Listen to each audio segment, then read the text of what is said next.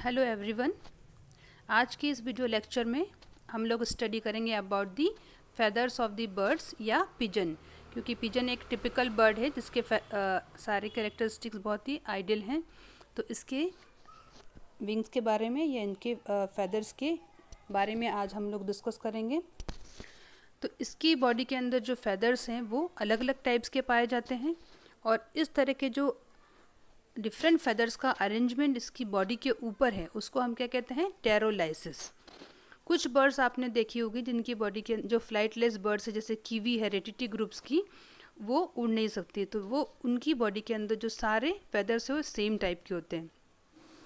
बल्कि जो कैरिनेटी ग्रुप की या फैमिली की जो बर्ड्स हैं उसके अंदर सारी वो बर्ड्स आती है जो उड़ सकती है, फ्लाइंग बर्ड्स है, तो उनकी बॉडी में आपने नोट किया होगा कि अलग अलग टाइप्स के फेदर मिलते हैं उसके हेड पे, इसके विंग्स पे, टेल्स पे।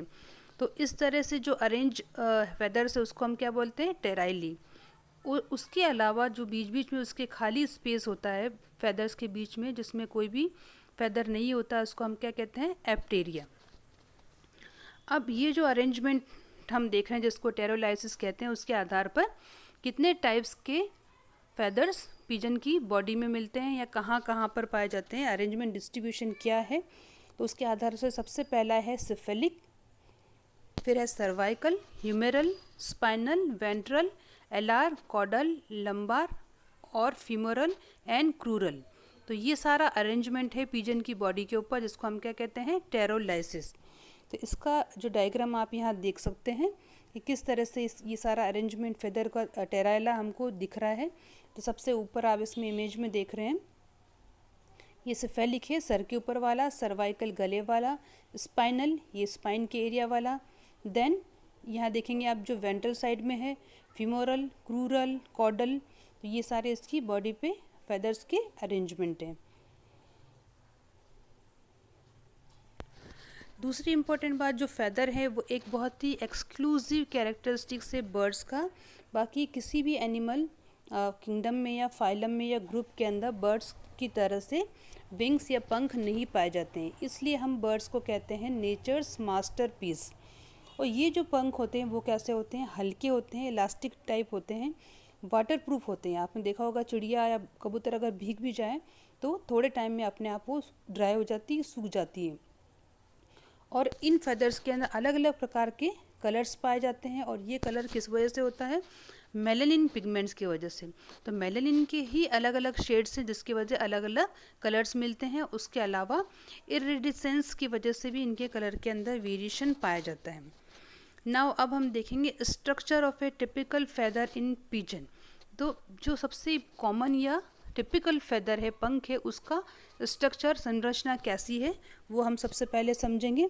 तो जो बेसिक या टिपिकल फेदर है उसको हम कहते हैं कॉन्टूर फेदर। तो ये जो फेदर है उसकी जो बेसिक कैरेक्टरिस्टिक्स है या बेसिक जो उसकी संरचना है वो दो पार्ट में विभाजित है। एक जो है वो इसकी है मेन स्टिम, जो मेन डंडी है बीच की, और दूसरे वैक्सीलियम या वेने जो उसके आसपास के पंख नुमा स्ट्रक्चर हैं। तो इस इमेज में आप देख सकते हैं ये वाली स्ट्रक्चर।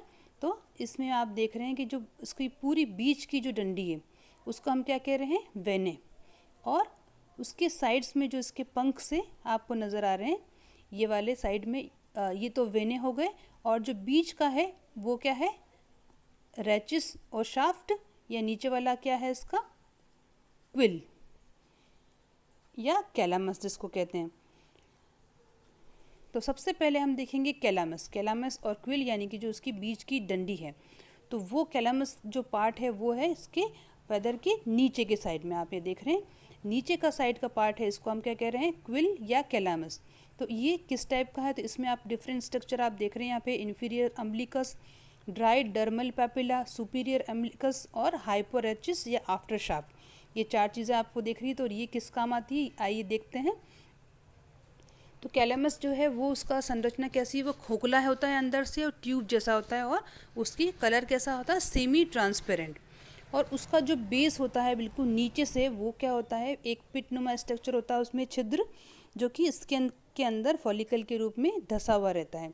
और इस छिद्र के अंदर से जो बॉडी के अंदर से मसल्स होती है, मांसपेशियाँ इसके अंदर एंटर होती है इस छिद्र में, जो कि इसको उड़ने में या मूव करने में हेल्प करती है। उसके बाद हमने देखा कि इसकी लोअर एंड पे एक छोटी सी ओपनिंग और है जिसको हम क्या कहते हैं, इंफीरियर अम्बिलिकस। आप यहाँ देख रहे हैं नीचे सुपीरियर अम्बिलिकस और नीचे देखेंगे इंफीरियर अम्बिलिकस।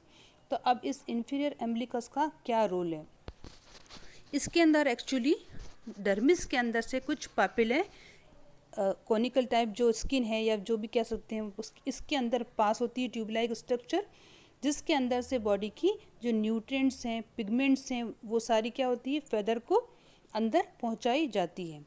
दूसरा जो ओपनिंग है उसको हम कह रहे हैं सुपीरियर अम्बिलिकस, जो कि कहाँ पे है, जंक्शन पे पाया जाता है क्विल और रेजिस के। कई सारी बर्ड्स और पिजन में देख रहे हैं हम लोग कि एक आफ्टर शाफ्ट या हाइपोरेजिस जिसको कहते हैं, ये जो छोटे छोटे फेदर्स आपको दिख रहे हैं यहाँ पे, इनको कहते हैं हाइपोरेजिस या आफ्टर शाफ्ट, ये पाए जाते हैं। जो हमने देखी जितनी भी फ्लाइटलेस बर्ड्स हैं, जैसे कोसोवेरी है, ईमू है, कीवी है, इनके अंदर क्या होता है, उनकी पूरी बॉडी की जो आफ्टर शाफ्ट होते हैं, इसमें छोटे छोटे दिख रहे हैं हमें पिजन में, वो काफ़ी लंबे लंबे पाए जाते हैं, लेकिन पिजन में कैसे होते हैं, छोटे छोटे। सेकेंड पार्ट जो आता है उसका आता है रेचिस। रेचिस जो है वो ऊपर वाला पार्ट है जो बीच की डंडी का है। अब इसमें और कैलामस में क्या अंतर है, कैलामस जो है नीचे का पार्ट है और रेचिस जो है वो क्या है, ऊपर का पार्ट है। तो नीचे वाला पार्ट आप देख रहे हैं वो कैलामस है, ऊपर वाला जो है वो क्या है, रेचिस। रेचिस कैसा है, स्टिफ है, यानी कि ठोस है, सॉलिड है, ओपेक है, ट्रांसपेरेंट नहीं है और रफली ट्रायंगुलर शेप होता है। और इसके अंदर से अम्बिलिकल ग्रूव, एक जो छिद्र ग्रूव टाइप का होता है, वो पूरा इसकी बॉडी के अंदर हमें पास होता हुआ दिखाई देता है। दूसरा पार्ट जो है पंख का, वो क्या है, वेने। वेने यानी कि जो एक्सपांडेड मेम्ब्रेनस स्ट्रक्चर आपको फेदर का दिखता है रेचिस और कैलामस के आसपास लगा हुआ, उसको हम कहते हैं वेने।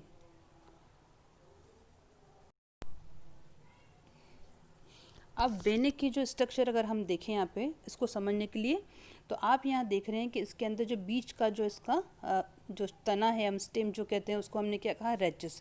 तो रेचिस से दोनों तरफ जो आपको विंग्स दिख रहे हैं, इस तरह से ये पंख हैं, वो क्या कहला रहे हैं, हमारे वेने। तो वेने जो है वो स्ट्रक्चर उसका डीपली अगर हम देखें उसको माइक्रोस्कोप से इसका एनलार्ज करके साइज, तो वो इस तरह का दिखेगा। तो एक एक जो स्ट्रक्चर है उस रेचिस से निकला हुआ, इसको हम क्या कह रहे हैं, बार्ब।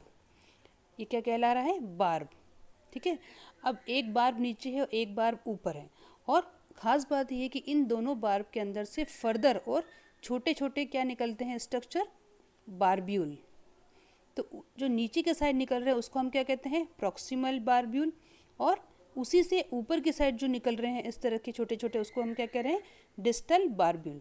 तो यहाँ देखने वाली बात ये है कि जो प्रॉक्सिमल बार्ब्यूल है और डिस्टल बार्ब्यूल है, आपस में क्या हो रहे हैं, एक तरह का इंटरलॉकिंग स्ट्रक्चर यहाँ पे बना रहे हैं। आप देखिए किस तरह से इसके हुक लाइक स्ट्रक्चर है, और ये जो आपका है स्ट्रेट, और ये हुक इसके अंदर क्या कर रखा है, इसको इस तरह से पकड़ रखा है। तो इस वजह से क्या होता है कि जो हमें फेदर के जो साइड के बार्ब्स हैं वो कैसे दिखते हैं, बिल्कुल स्मूथ दिखते हैं, इंटरलॉक स्ट्रक्चर उसका दिखता है। और अगर इसको हम डिस्टर्ब भी कर दें, उसको हिला दें, तो ऑटोमेटिकली क्या होता है, इंटरलॉकिंग थोड़े टाइम में वापस बन जाता है और वापस इंटरलॉक होके वो एक स्मूथली स्ट्रक्चर हमें दिखाई देता है। इसका फंक्शन ये है कि इसके अंदर जब पिजन या पक्षी उड़ते हैं तो हवा बीच में से पास नहीं होती है और एक स्टिफ पंख लाइक स्ट्रक्चर इस तरह का बनता है, और वो उसको आगे बढ़ने में या हवा को पास करने में उसकी हेल्प करता है। दूसरी ओर जो ऑस्ट्रिच और कीवीज़ होते हैं, उनकी जो फेदर्स होते हैं, उनके अंदर किसी भी तरह का इस तरह का इंटरलॉकिंग नहीं पाया जाता है, क्योंकि उनके अंदर उड़ने की क्षमता नहीं होती। ये कैसी बर्ड्स हैं, फ्लाइटलेस बर्ड्स हैं, और उनके जो विंग्स होते हैं कैसे होते हैं, पंख कैसे होते हैं, फ्लफ़ी होते हैं, और आफ्टर शाफ्ट होता है, उनके अंदर कभी भी बारबेक्यूल्स नहीं मिलते हैं। तो आज आपने देखा एक टिपिकल फेदर किसका, पिजन का और डिफरेंट बर्ड्स का। That's all for today's lecture. Thank you so much.